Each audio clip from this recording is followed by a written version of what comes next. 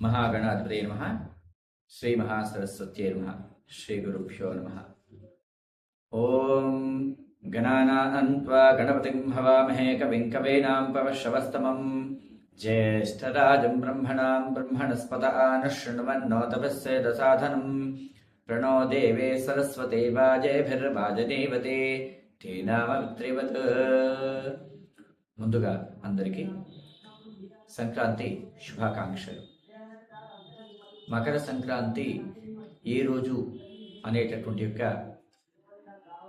సందిగ్ధావస్థలో ఉన్నటువంటి యొక్క తరుణంలో ఆ సంక్రాంతి యొక్క వివరణ.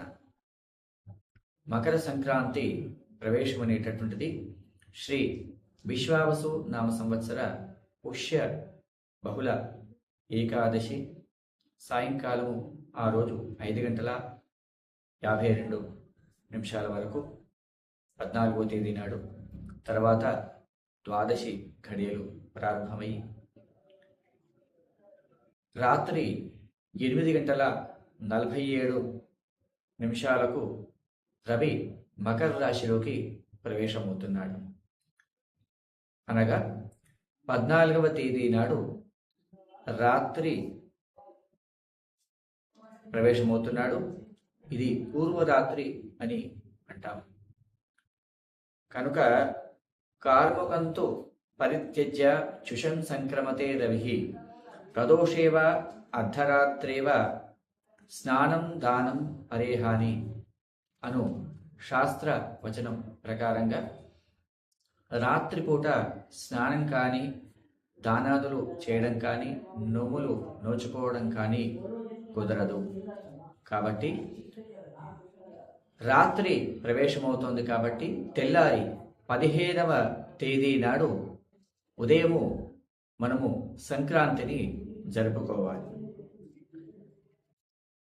త్రింశత్ కర్కటకే నాట్య మకరేతు దశాధికా అను వాక్యరీత్యా ఆ రోజు మధ్యాహ్నము 12:30 వరకు మనకు పుణ్యకాలం అయినప్పటికీ యాయా సన్నిహిత నాట్య తాశ్చ పుణ్యతమో స్మృతా అను వాక్యరీత్యా దగ్గరగా ఉన్నటువంటిది. ఎందుకంటే 14వ తేదీ నాడు రాత్రి ప్రవేశమవుతోంది కాబట్టి ఎంత తొందరగా వీలైతే అంత తొందరగా 15వ తేదీ నాడు ఉదయము స్నాన దానాదులు, అదేవిధంగా నోములు నోచుకోవడం అనేటటువంటిది శ్రేయోదాయకమని శాస్త్ర వచనము. కనుక 14వ తేదీ నాడు భోగి, 15వ తేదీ నాడు మకర సంక్రాంతి జరుపుకోవాలి. ఆ తర్వాత 16వ తేదీ నాడు కనుమ పండుగ జరుపుకోవాలి. ఈ విధంగా సంక్రాంతి యొక్క వివరణ కాబట్టి ఎవరు ఎటువంటి సందేహం లేకుండా జరుపుకోవాలి.